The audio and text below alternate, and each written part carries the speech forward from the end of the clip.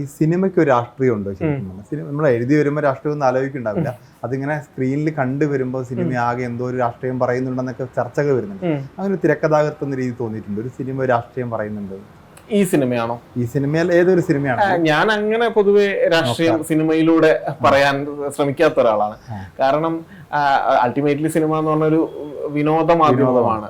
അപ്പോൾ അത് കാണാൻ വരുന്ന ഓഡിയൻസ് ആണെങ്കിലും ഒരു പല രീതിയിലുള്ള ഓഡിയൻസ് ഉണ്ടാവും, ഒരുപാട് പ്രേക്ഷകർ, പല ഏജ് ഗ്രൂപ്പിലുള്ള പല ആൾക്കാരുണ്ടാവും. അപ്പൊ നമുക്ക് അങ്ങനത്തെ ഒരു ഓഡിയൻസിന്റെ അടുത്ത് നമുക്ക് ഒറ്റയടിക്ക് ഒരു രാഷ്ട്രീയം പറയുന്നതിൽ പ്രത്യേകിച്ച് കാര്യമൊന്നുമില്ല. നമ്മള് പക്ഷെ ഒരു തിരക്കഥാകൃത്ത് സിനിമയാക്കി മാറ്റുമ്പോൾ അല്ലെങ്കിൽ തിരക്കഥാകൃത്ത് തിരക്കഥ എഴുതുമ്പോൾ ആലോചിക്കാത്ത ചില നരേഷൻസ് അത് വരും, ഉറപ്പായിട്ടും ഒരു സവർണ കഥാപാത്രം അങ്ങനെ ഉണ്ടാവും. ഈ പറയുന്ന ഡയലോഗ് എന്തുകൊണ്ട് ഇങ്ങനെ പറഞ്ഞു, അങ്ങനെയൊക്കെയുള്ള ഇന്റർപ്രിട്ടേഷൻസ് വരും. ഇന്റർപ്രിട്ടേഷൻസ് എന്തായാലും ഉണ്ടാവും. അങ്ങനെ ആലോചിക്കും ഇപ്പൊ ഇത് എഴുതിയ സ്ത്രീ അങ്ങനെ ഇപ്പൊ നമ്മള് ഈ പറയുന്ന പോലെ ആരെയെങ്കിലും വേദനിപ്പിക്കുന്നതായിട്ടോ അല്ലെങ്കിൽ മോശം സ്റ്റേറ്റ്മെന്റുകൾ ആസ് എ പേഴ്സൺ ഞാനെന്ന വ്യക്തി ഒരു സമൂഹത്തിന് കൊടുക്കേണ്ട ഒരു മോശം സ്റ്റേറ്റ്മെന്റ് നമുക്ക് സിനിമയിലൂടെ കൊടുക്കാൻ ഒരിക്കലും പാടില്ല. അത് തെറ്റാണെന്ന് ഞാൻ വിശ്വസിക്കുന്നുണ്ട്. കാരണം അങ്ങനെ അതിനുവേണ്ടി നമ്മൾ ഒരിക്കലും ഈ സിനിമ എന്ന മാധ്യമത്തെ യൂസ് ചെയ്യാനും പാടില്ല എന്നുള്ളത് ഞാൻ വിശ്വസിക്കുന്നുണ്ട്. പൊളിറ്റിക്കൽ കറക്റ്റ്നസ് എന്നുള്ളൊരു വാക്കാണ് ഇപ്പൊ ഏറ്റവും കൂടുതൽ ഉപയോഗിക്കുന്നത്.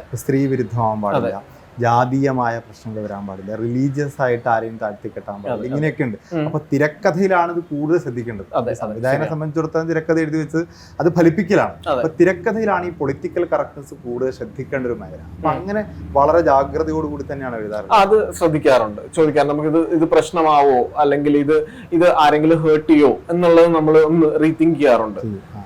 അതിൽ സജഷൻസ് ഒക്കെ സ്വീകരിക്കും. കാരണം ഞാൻ പൊതുവെ എഴുതുമ്പോ ആര് പറഞ്ഞാലും സജഷൻസ് സ്വീകരിക്കുന്ന അങ്ങനെ കാരണം അങ്ങനെ നമ്മളെ സിനിമ നന്നാവുള്ളൂ. അങ്ങനെയില്ല. കാരണം 8ഉം 9ഉം ഡ്രാഫ്റ്റുകൾ പോയ തിരക്കഥയുണ്ട്. എനിക്കറിയാം, ഞാൻ എഴുതുന്ന ഇപ്പൊ എടുത്ത് നോക്കി, ഇപ്പൊ ഗുരുവായൂരമ്പലനടയിൽ തന്നെ ആയിട്ട് തിരക്കഥ എടുത്ത് ഞാൻ വായിച്ചു നോക്കിക്കഴിഞ്ഞാൽ അത് അയ്യം തോന്നുന്ന ഡ്രാഫ്റ്റ് ആയിരിക്കും. പക്ഷെ അതങ്ങനെ ഈ പറയുന്ന സജഷൻസ് എടുത്തിട്ടും ആളുകളോട് കഥ പറഞ്ഞിട്ടും മാത്രമേ നമുക്ക് അതിന്റെ ഫീഡ്ബാക്ക് കിട്ടുള്ളൂ.